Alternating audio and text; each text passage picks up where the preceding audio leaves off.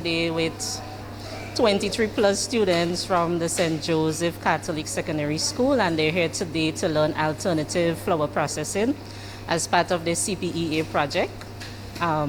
This is not the first time students came to us to assist them with the CPEA project. I think alternative flour is important because we do have so much persons who are sick, who come down with celiac disease.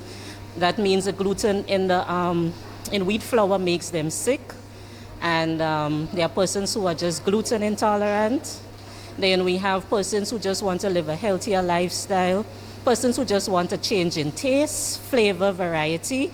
So here today, I think it's important that the students learn of alternative flour, since agriculture is one of our main pillars of our economic pillar, and agro-processing by extension is another extension of that pillar. And I think it's important that students can see they can, in the future, go ahead and do processing as a business. It doesn't have to be flour, of course, it could be anything else. But I think we're here as the basis. This is the basic. And they can also go home and they could get this done home. They could show their parents, their other siblings how this is done. They will be taking the flour back to school and they'll be making different things, breads, pastries, pancakes, porridge, dumplings, because they're very tasty and each flour have a different variety.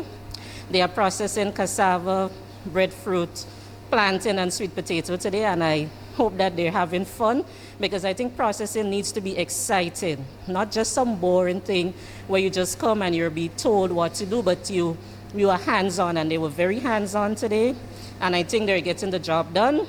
And I wish them all the best in the exams, and I hope they get an excellent grade.